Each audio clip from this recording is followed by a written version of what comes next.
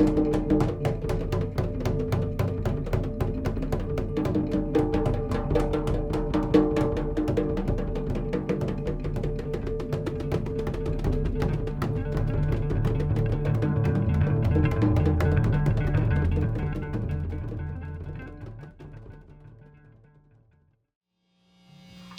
for being here, y'all. This is Malin. Hey everyone, thanks Jake Smith for putting this together and Pilot Light for having us. I'm Malin, playing with some wonderful folks. We're going to take some of my folk songs and see what happens with them. So.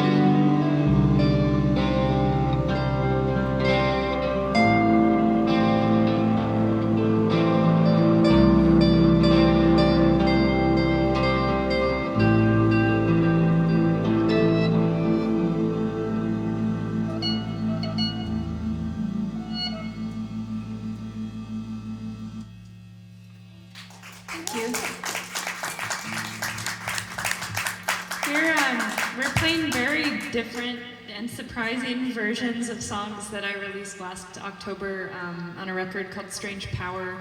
It's out on a label called Dear Life Records if you want to hear a different version of these songs. And it's empty as the day, right?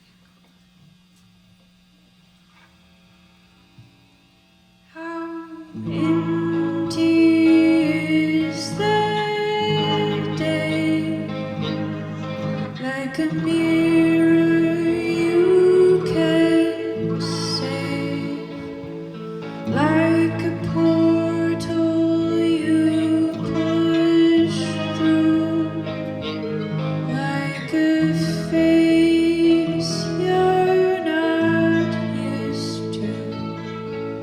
I dreamed I shed my tongue like a snake under the sun. I dreamed I was a mother to a baby in my arms.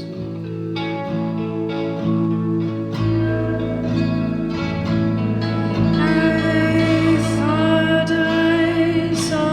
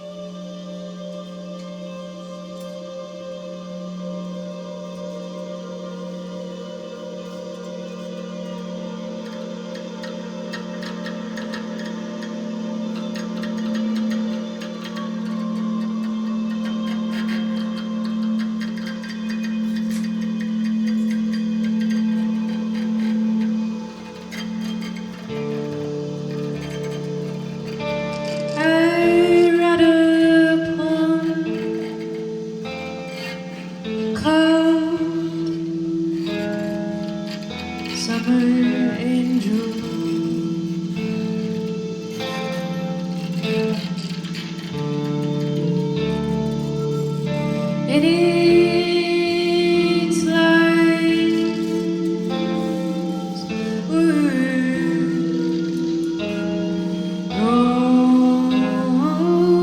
Roses,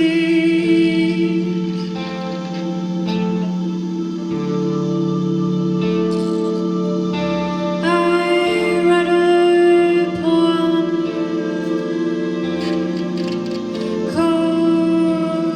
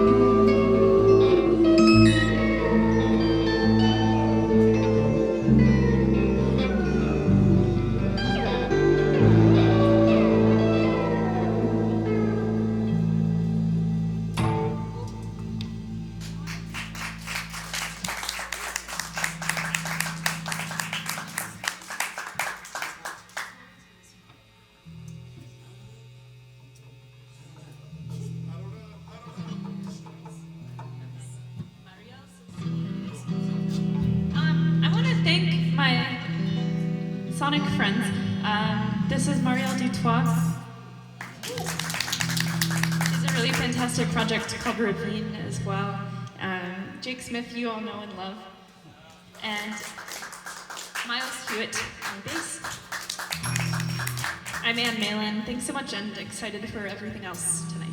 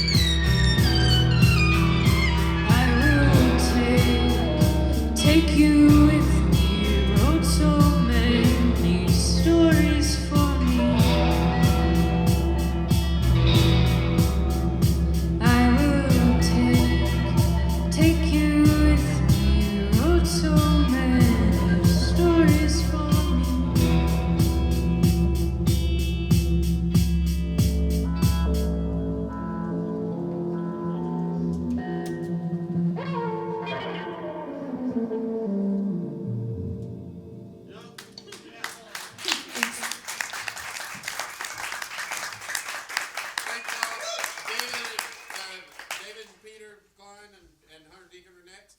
Yep. Okay, cool. And then Matt Nelson is also playing tonight. Don't go anywhere.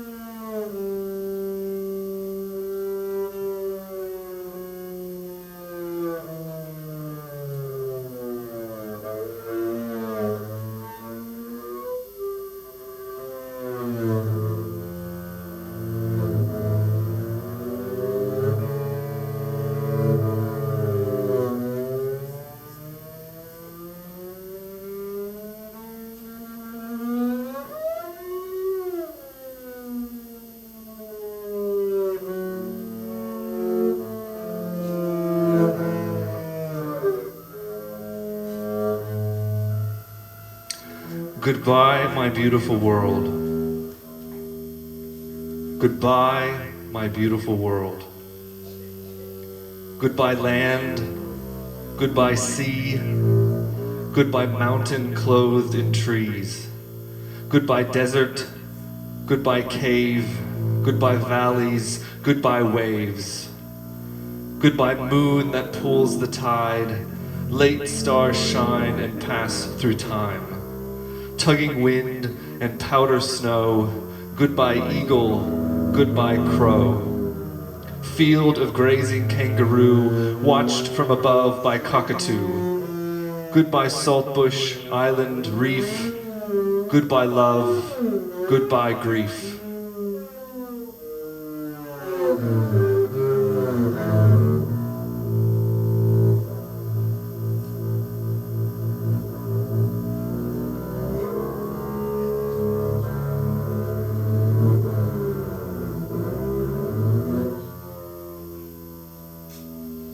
Epic distance, comic time, goodbye moss and heath and vine.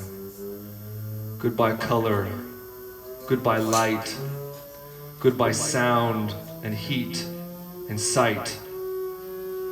Goodbye blossom, goodbye flame, goodbye blood and lung and vein. Goodbye dust and clay and coal, aged tortoise, tender foal. Hissing forest, pulsing plain, frosted highlands, rocky bays.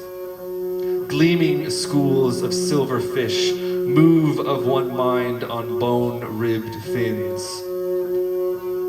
Goodbye spider, goodbye lion, a beating heart, a compound eye. Goodbye palms and gum and birch, endless death and endless birth.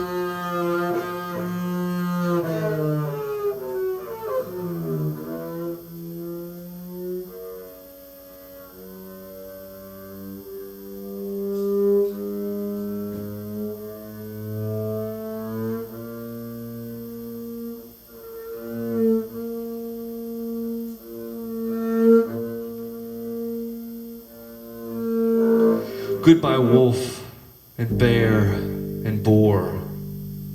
Goodbye mortal man of war.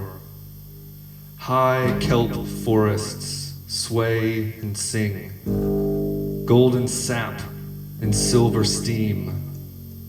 Rising flood and rolling storm, lightning sets the hills to burn. Goodbye aching blue whale song, white harp seals and large black swans. Goodbye prairie, goodbye pine, goodbye quartz and dolomite. Blushing toadstool after rain, buffalo in standing rain.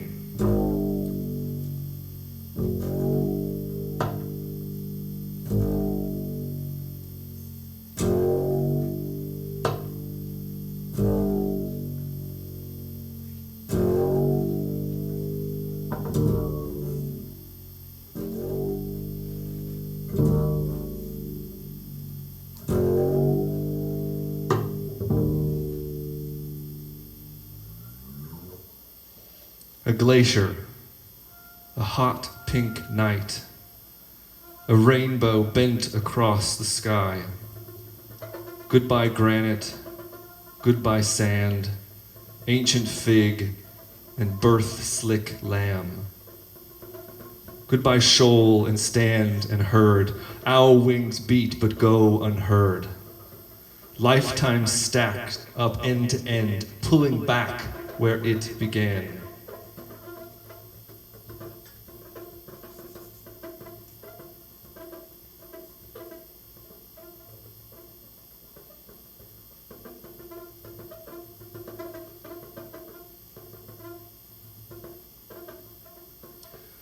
Breathe until your dying breath.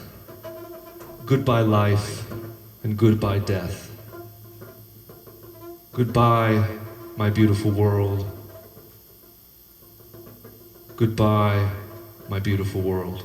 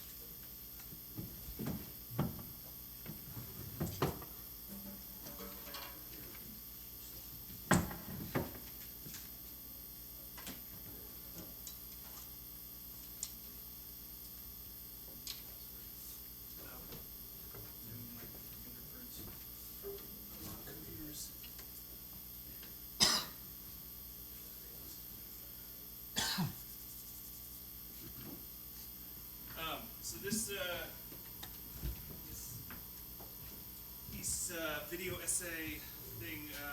This is called Psycho Self-Portrait through an Other, and it's actually based on one of Peter's essays that he wrote that engages, among other thinkers, Soren Kierkegaard and other philosophical concepts. If for some reason you're interested in reading the essay, let me know. I'll send it to you. Okay. Yay, Peter, yay, Kierkegaard. Yeah.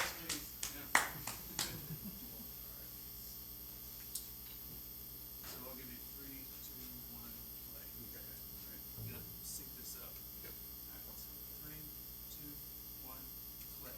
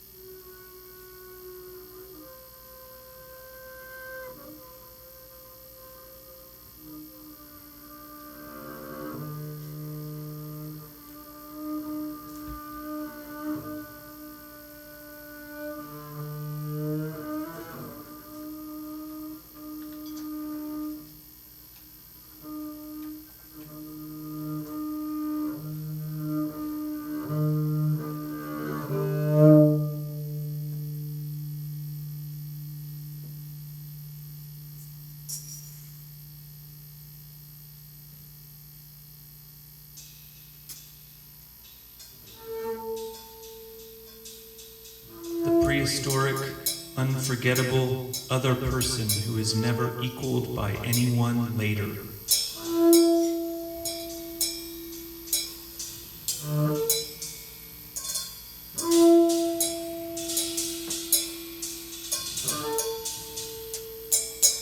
I am. That is, I desire. Only because of someone else. I am. That is, I am driven. Only because I cannot forget, even as I cannot remember, that someone else. My very being is a question. What do you want with me?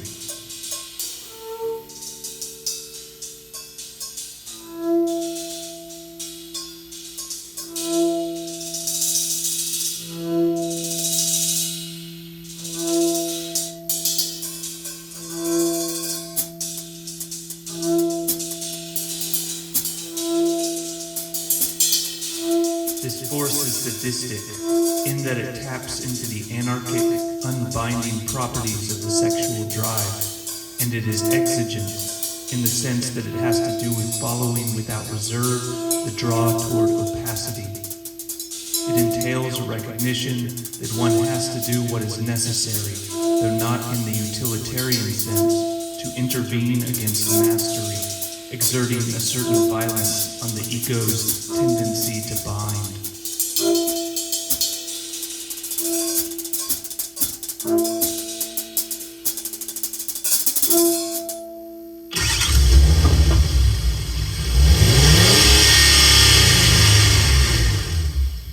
I am driven by the other I cannot forget and cannot remember.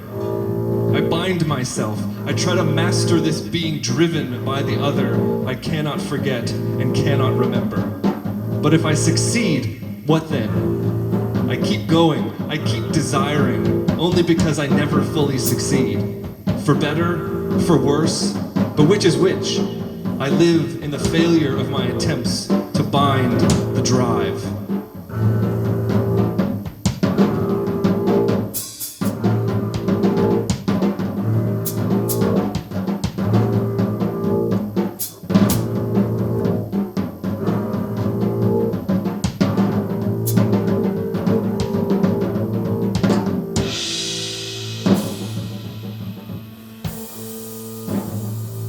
The unconscious is the other thing in me, the repressed residue of the other person. It affects me as the other person affected me long ago.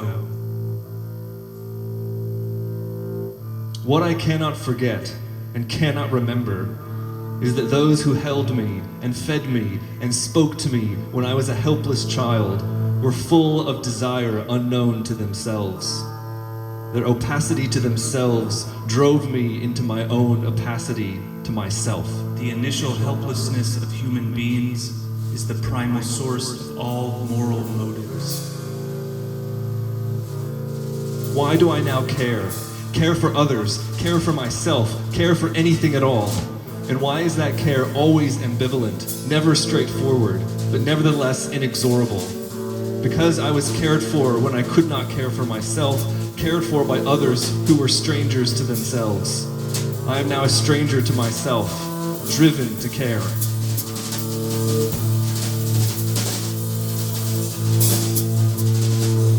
That opening can be maintained, transported outside itself toward other fields of alterity and inspiration, transference of the relation to the enigma as such.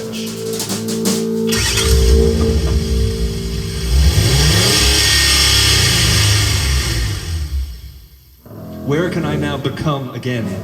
Where can I be driven anew? The enigma that first drove me is everywhere, in everyone. Why do we make art? To once again be driven by the enigmatic other.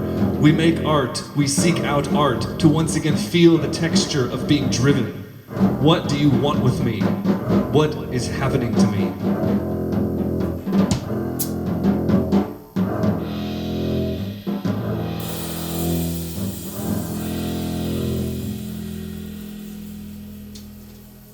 Innocence still is, but only a word is required and then ignorance is concentrated. Innocence naturally cannot understand this word, but at that moment anxiety has, as it were, caught its first prey. Instead of nothing, it now has an enigmatic word. When it is stated in Genesis that God said to Adam, "Only from the tree of the knowledge of good and evil must you not eat," it follows as a matter of course that Adam has not understood this word. For how could he understand the difference between good and evil when this distinction would follow as a consequence of the enjoyment of the fruit?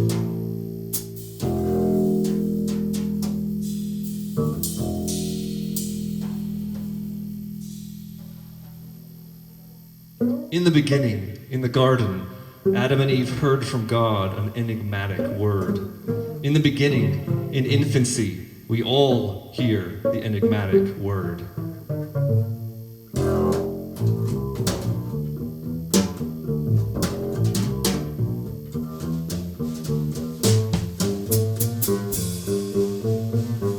If one were to say further that it then becomes a question of how the first man learned to speak, I would answer that this is very true, but also that the question lies beyond the scope of the present investigation. However, this must not be understood in the manner of modern philosophy, as though my reply were evasive, suggesting that I could answer the question in another place. But this much is certain, that it will not do to represent man himself as the inventor of language.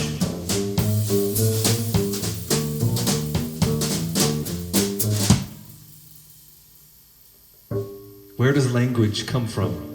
Where does desire come from? Did the human being give itself language, give itself desire? We give each other language. We give each other desire. But who or what gave it to us?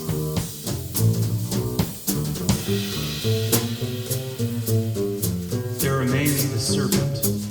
I am no friend of cleverness and shall, God willing, resist the temptations of the serpent, who at the dawn of time tempted Adam and Eve, as in the course of time tempted writers to be clever. Instead, I freely admit my inability to connect any definite thought with the serpent.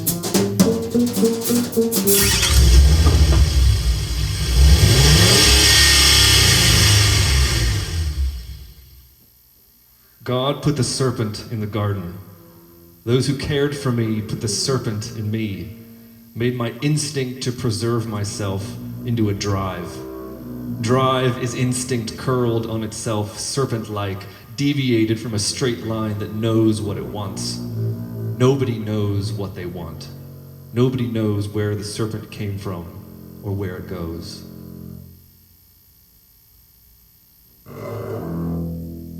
After these things, God tested Abraham. He said to him, Abraham, and he said, Here I am. He said, Take your son, your only son Isaac, whom you love, and go to the land of Moriah and offer him there as a burnt offering on one of the mountains that I shall show you. Every child goes to Moriah, is taken to Moriah to receive its birthright, the drive that makes it a stranger to itself. You shall love the neighbor. You shall love the enigma of the other. You shall love your own enigma.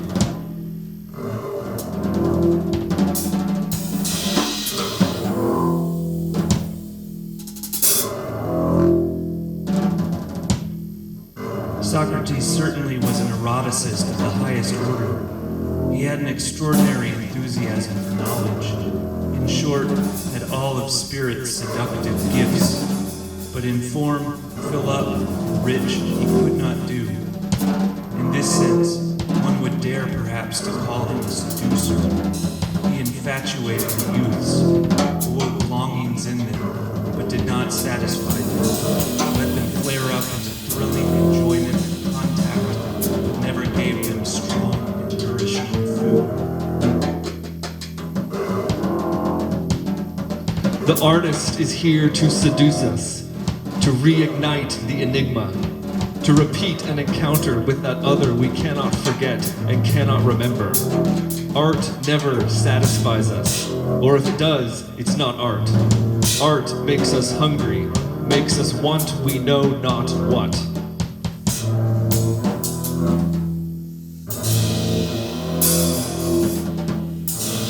The noble rogue was conscious, and it is true, that he had done for the other person the greatest beneficence. He was conscious of how he had worked just for this, of what time and industry and art it had taken to deceive the other into the truth. And when the work was completed, he said very softly to himself, Now this individual is standing by himself. But then we come upon the dash, and with the dash, a smile upon the lips of that noble yet roguish one, and he says, Now this individual is standing by himself through my help. He keeps to himself the secret of this indescribable smile. Truly, there is not a trace of evil in this smile. He is conscious that what he has done is well-intentioned. He is conscious that it truly is a beneficence, and truly the only way in which it can be done. But the smile, that is still the smile of the self-consciousness of ingenuity.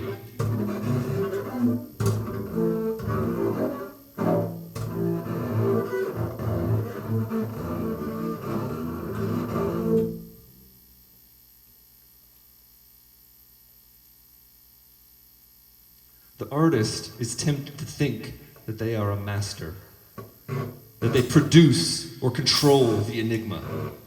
The attempt to control the enigma turns art into propaganda.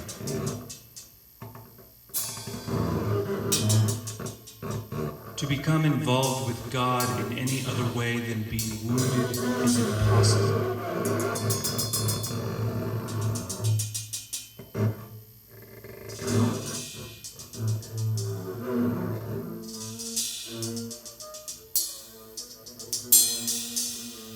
To become involved with art in any other way than being wounded is impossible. It's to make art into propaganda. Art wounds us because it makes us want we know not what.